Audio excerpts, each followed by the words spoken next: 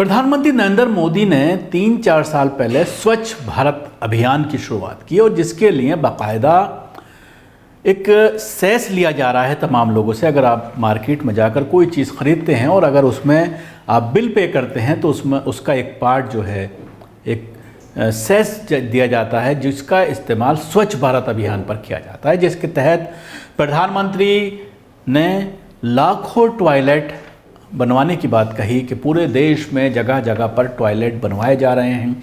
ख़ास तौर से ग्रामीण इलाकों में, गाँव में, छोटे छोटे इलाकों में जो लोग खेतों में जाया करते थे उनके लिए उनके घरों पर सब्सिडाइज रेट में सरकार की तरफ से पैसा मुहैया कराया गया है और टॉयलेट बनवाया जा रहा है। लाखों टॉयलेट बनवाने का दावा बार बार किया जाता है।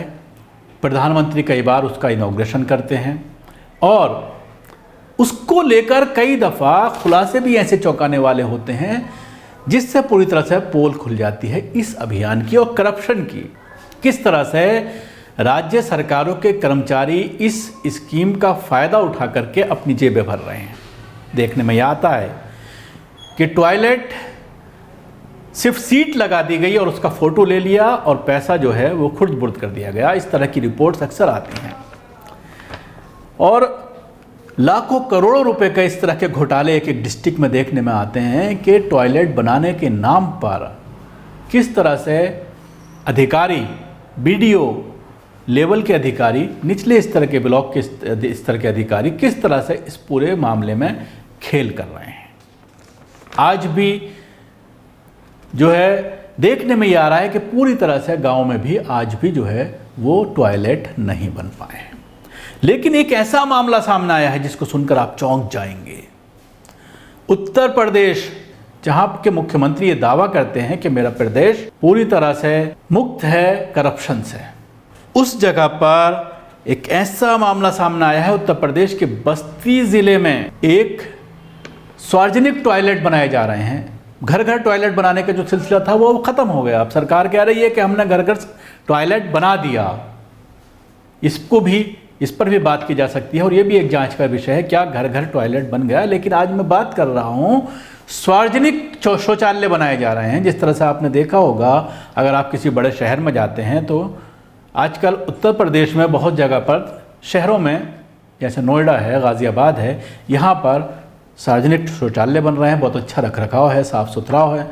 प्राइवेट कंपनियों को ठेका उसका दिया गया है, फ्री में आप जाइए उसका इस्तेमाल कीजिए। क्योंकि पहले ये देखने में आता था कि लोगों से पैसा लिया जाता था, लेकिन अब इनका इस्तेमाल जो है पूरी तरह से फ्री कर दिया गया है। तो इसी तरह के सार्वजनिक शौचालय गांव-गांव में बनाने की बात, ग्रामों पंचायतों में बनाने की बात सरकार के ज़रिए कही गई और उस पर काम भी शुरू हुआ और वो बनाए जा रहे हैं। लेकिन अधिकारी तो ठहरे अधिकारी, कहीं ना कहीं से करप्शन का बहाना ढूंढ लेते हैं।